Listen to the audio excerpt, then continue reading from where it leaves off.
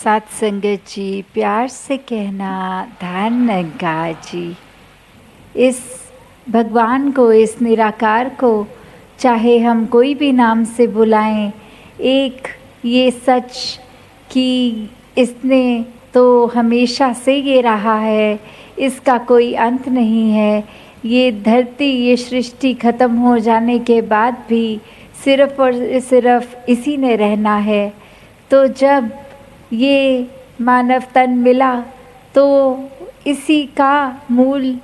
जानने के लिए कि ये तन मिला है तो परमात्मा की प्राप्ति के लिए, और किस तरह सिर्फ़ और सिर्फ सारी योनियों से ये मानव तन को श्रेष्ठ कहा गया है कि इसी में प्रभु प्राप्ति हो सकती है। और किस तरह सब जो एक जीवन में आते हैं, संसार में जन्म लेते हैं, एक अंत उस जीवन का होना ज़रूरी है, एक इनेविटेबल है, होता ही है। तो ये बार बार युगों युगों से संतों ने आवाज़ लगाई है कि मानुष उठ जाओ, और अब ये समय माया में उलझने का नहीं है, ये समय है अपने असली रूप को जानने का कि ये शरीर तो इसके अंदर आत्मा जो परमात्मा का अंश है, ये अक्सर इतने समय से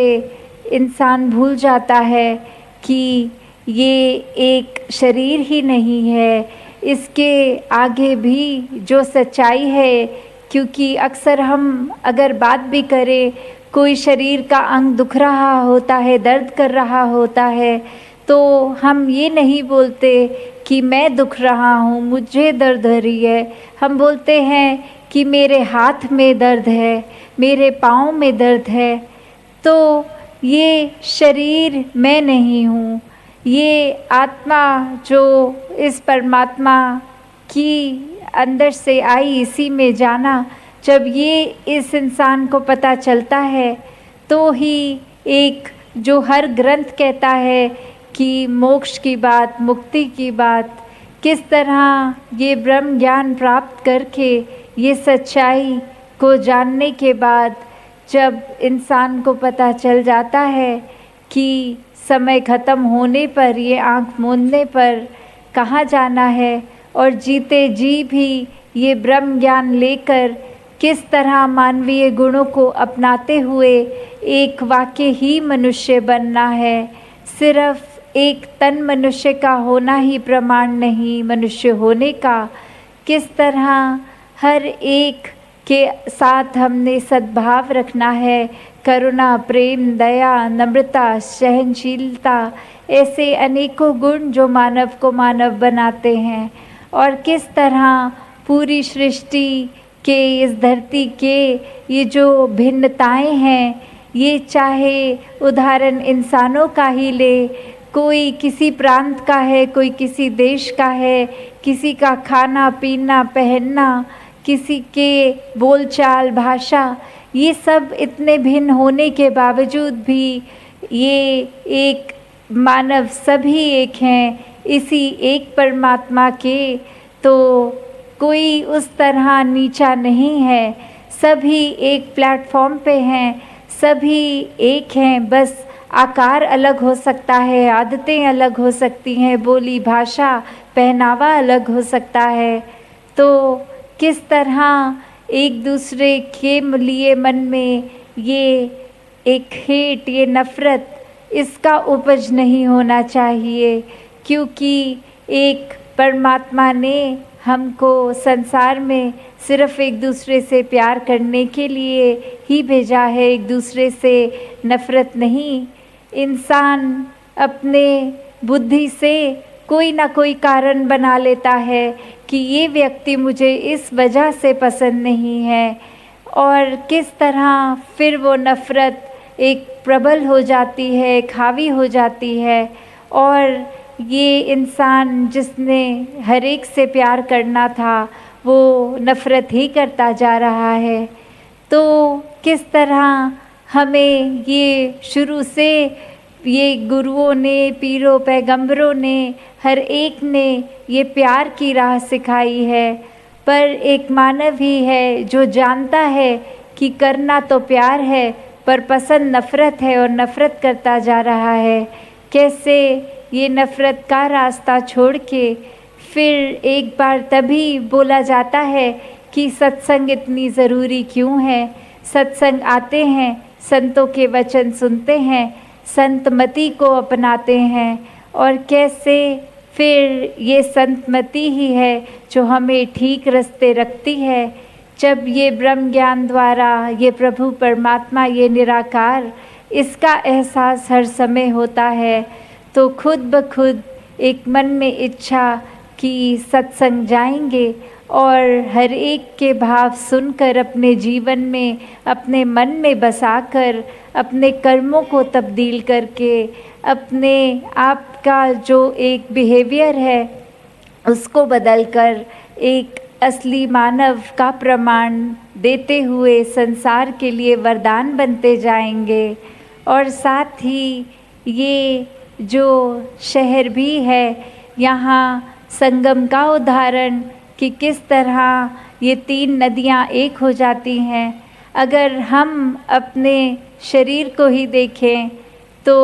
सेवा सुमिरन और सत्संग इसका भी एक मिलन ये शरीर द्वारा होता है पर तभी जब मन में ये निराकार बसा हो तभी हम मन से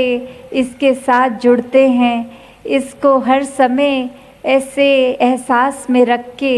अपनी जो भी गलतियां हैं बख्शवाते हुए और कोई भी मन के जो भाव हैं वो जानते हुए कि परमात्मा को हमारी बेहतरी हमसे ज़्यादा पता है। किस तरह हर कुछ जो संसार में परमात्मा हमारे जीवन में घटता जा रहा है वही एक हमारे लिए सर्वश्रेष्ठ है। चाहे उस समय वो घड़ियाँ दुख की लग रही हों पर परमात्मा अपना काम तो बिल्कुल ठीक कर रहा है। इसी की रज़ा में रहते हुए खुशी खुशी हर पल को इसी के द्वारा घटित तो वो गलत कैसे हो सकता है। तो हर समय इस परमात्मा के एहसास से जब सुमिरन भी निकलता है तो वो सिमरन भी मुबारक होता है। ये इच्छा सेवा की ये भी एक इच्छा कि कैसे हर कोई हर एक को जब यही मानता है कि हर किसी में परमात्मा है तो उनके चरणों में गिरकर एक चरण स्पर्श करके धनंकार का भाव करना और किस तरह फिर संसार का कोई भी व्यक्ति हो चाहे जानकार हो या कोई कभी मिला भी ना हो कोई स्ट्रेंजर हो तो फिर भी हर एक के लिए ये सेवा भाव पूरे संसार के लिए ये संतों में होता है। क्योंकि संत जानते हैं जो कुछ भी चाहे शरीर का बल है चाहे आर्थिक अवस्था सब इसी परमात्मा ने दी है। और ये एक लालच एक अहंकार के बजाय जब इसको पूरी मानवता के कल्याण में लगाया जाता है तो वो तन भी मुबारक होता है, वो भाव भी मुबारक होते हैं, वो धन दौलत भी मुबारक होती है। तो कैसे हर समय एक सेवा सिमरन सत्संग करते हुए इस निराकार को याद करते हुए हर घड़ी जब अपने दिनचर्या की हम काटते हैं वो भक्ति बन जाती है। जब दिल में प्यार हो तो कोई भी काम करेंगे वो प्यार बन जाएगा, वो प्रेमा भक्ति का रूप ले लेगा। किस तरह हर कोई फिर अपने जीवन में भी एक मनुष्य तो बनेगा ही। और जहाँ ये कहा जाता है कि एक मनुष्य ही है जो फरिश्ता भी है और एक मनुष्य ही है जो हैवान भी है, तो हमें किस तरह का मनुष्य बनना है वो चुनाव हमारा कि कैसे हम जब इस दातार को याद रखते हैं तो ही सही रास्ते चलते हैं। और कोई भी माया का प्रभाव चाहे वो किसी की बातें हों जो निंदा की ओर ले जाएं या कोई कारोबार जो एक गुजरान के लिए दिनचर्या के लिए एक रिस्पॉन्सिबिलिटी की तरह है उसमें ही, उस धन दौलत को ही सब कुछ मान लेना, या अन्य कोई भी चीज़ जिसमें ये निराकार ना हो, वो माया है। अक्सर तो हमारे ख्याल ही माया भी बन जाते हैं। जब हम एक नेगेटिव सोच को लेकर एक अपने बुद्धि में सोचते रहते हैं, तो भी उस समय हम निरंकार की सोच में नहीं होते, तो अक्सर हमारे ख्याल भी माया बन जाते हैं। तो माया के तो अनेकों रूप हैं, अनेकों रंग हैं, और हर तरफ से ये माया का प्रभाव ऐसा, तो कैसे खुद को बचाना है? ये सल्यूशन तो सिर्फ एक कि ये निरंकार को हर समय के लिए सोते जागते उठते बैठते इसी काय के एहसास में जब रहेंगे, जैसे हम कुछ भी कार्य कर रहे हों, हमारी दिल की धड़कन लगातार चलती है, चाहे सो रहे हों या खा रहे हों या दौड़ रहे हों, तो उसी प्रकार कोई अलग समय नहीं निर्धारित करना पड़ता कि दिन का इस 1 घंटा ये दिल को चलना है, पर ये दिल की धड़कन तो 24 घंटे ही चलती है। उसी प्रकार एक भक्त के जीवन में जब इस मन में निरंकार बस जाता है, तो 24 घंटे की वो भक्ति का रूप ले लेता है एक जीवन। तो दातार सभी पे कृपा करे कि ऐसी ही भक्ति को हम अपनाते चले जाएं, और साथ ही किस तरह एक मनुष्य जब हमेशा से ही अपने जीवन काल में ये बात को कंफ्यूज कर लेता है कि जो मैं हूँ, ये शरीर ही मेरी एक आइडेंटिटी है, मेरा अस्तित्व मेरा शरीर है, पर ये परमात्मा ही असल पहचान है। तो एक कहानी भी दासी को इसी के उपलक्ष्य में याद आ रही है कि बहुत साल पहले एक यूनिवर्सिटी में एक रिसर्च करी गई, और वहाँ पे एक इंसान को भेजा गया जो जर्मन भाषा को वो एक जानकार था, सिर्फ़ और सिर्फ उसको एक जर्मन भाषा आती थी, पर वो यूनिवर्सिटी थी वो इंग्लैंड की थी, और वहाँ जितने भी स्टूडेंट्स थे उनको सिर्फ़ और सिर्फ इंग्लिश भाषा आती थी। तो एक ऑडिटोरियम में सारे स्टूडेंट्स भी बैठ गए, और अब वो स्टेज पर आने से पहले एक स्टूडेंट उनमें से जो जर्मन भाषा की भी नॉलेज रखता था, आके हर एक को कहता है कि अभी जो हमारे आगे प्रस्तुति होनी है वो इंसान आपको बहुत ही गंभीर लगेगा, थोड़ी देर बाद बहुत गुस्से में भी लगेगा, पर वो इंसान असल में एक कलाकार है जो बहुत ही मजाकिया बातें बोल रहा है। तो वो इंसान जितना ज़्यादा गंभीर, जितना ज़्यादा गुस्से में लगे, सारे दर्शकों को कहा गया उस विद्यार्थी द्वारा कि आपने उतने ज़ोर से हंसना है उसकी प्रदर्शन जब वो कर रहा होगा अपना। तो ऐसा ही हुआ,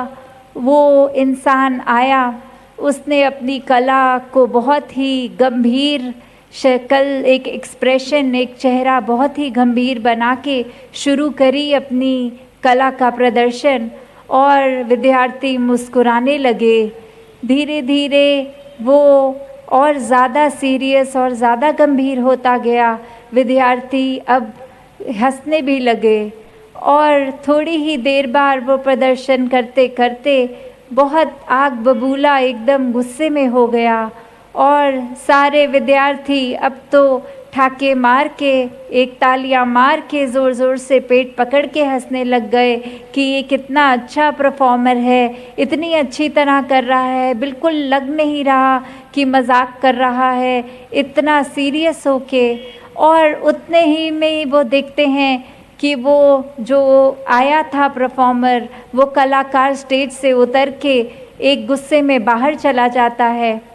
तो ये विद्यार्थी अब सारे कुछ समझ नहीं पाते ये क्या हो गया, हम तो हंसे भी हैं सही समय पे। तो उतने में जो पहले एक विद्यार्थी आया था जिसने कहा था ऐसा करने को, उसने सभी को बताया कि ये तो मैं मजाक कर रहा था, असल में तो वो इंसान बहुत ही एक दुख की घटना का बयान कर रहा था, तभी वो इतनी गंभीरता से कर रहा था। और जैसे जैसे इतनी दुखद घटना सुनी सभी ने और उस पे हंस पड़े, उससे उसको गुस्सा आ गया और वो गुस्से से बाहर निकल गया। तो इसी का अगर हम उदाहरण को अपने जीवन पे देखें कि ये इंसान हमेशा से अपने शरीर को ही ये मान चुका है कि ये ही सच्चाई है, क्योंकि किसी ने बोल दिया कि आप इस तरह के व्यक्ति के साथ मेल जोल रखो, आप ये करो, आप इस तरह की जो जगह पे रहते हैं उनको श्रेष्ठ मानो, किसी ने कहीं जन्म लिया है उनको श्रेष्ठ मत मानो। तो ऐसे अक्सर ये मजाक रूप ही एक तरह से है जो किसी ने हमें कह दिया और अंधाधुंध हम अपने जीवन में उसको करते गए। एक बारी तक ये नहीं सोचा कि शायद हकीकत कुछ और भी हो सकती है। एक शायर ने भी बहुत ही अच्छे शब्दों में लिखा है कि मुझको अपने अंदर से ये एहसास ही नहीं होता कि ये अपने पहचान के लिए भी मैं औरों से पूछता हूँ और पता लगता है कि मैं परेशान हूँ। तो कैसे इतनी परेशानी की अवस्था भी झेलते हुए एक इंसान को ये पता नहीं लगता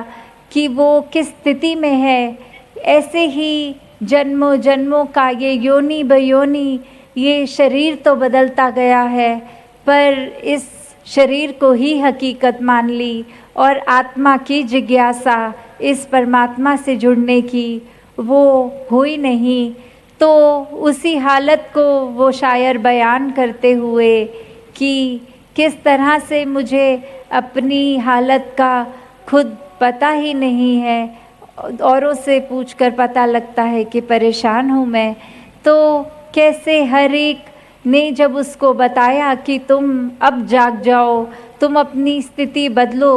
तुम इतने परेशान क्यों हो, तो जाके उसको एहसास आ रहा है। वही तो काम संत युगों युगों से कर रहे हैं कि इंसान को ये झंझोड़ते हुए अपनी बात समझा रहे हैं कि इंसान अब अपनी परेशानी की स्थिति जो आत्मा बंधनों में कब से है, उस बंधन को तोड़ने का समय आ गया। वो मोक्ष मुक्ति प्राप्त करके जीते जी अपनी ज़िंदगी में भी एक स्थिरता, एक सहजता लाकर और अंत समय में परलोक को भी सुखी कि जब जीते जी इसके एहसास में है तो सुख शांति से इसी में लीन होना है। तो कैसे संत हमेशा बता देते हैं कि एक इस अवस्था में, इस अंधेरे में नहीं रहो, ये उजाले को प्राप्त करो। कैसे जिस तरह उस समय उस विद्यालय में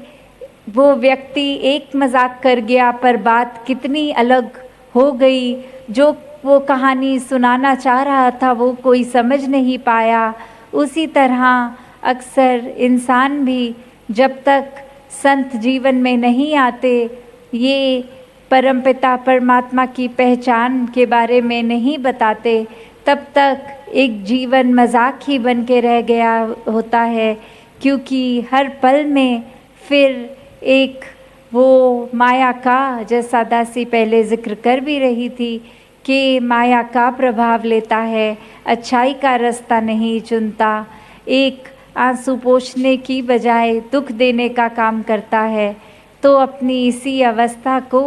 अगर बदलना है तो परिस्थितियां तो आती जाती रहेंगी, ये उतार चढ़ाव अब जैसे हैं ब्रह्म ज्ञान प्राप्त करके भी वैसे रहेंगे। सिर्फ और सिर्फ ये मन ये तब्दील होता है, ये मन अब जान लेता है कि पूरे का किया सब पूरा, इस परमात्मा की रज़ा यही एक उत्तम है हमारे लिए। और उसी के ख्याल में जो फिर एक आज जिक्र भी कर रहे थे दासी के पीछे भी, एक को जानो एक को मानो एक हो जाओ, जो ये लिखा है कि कैसे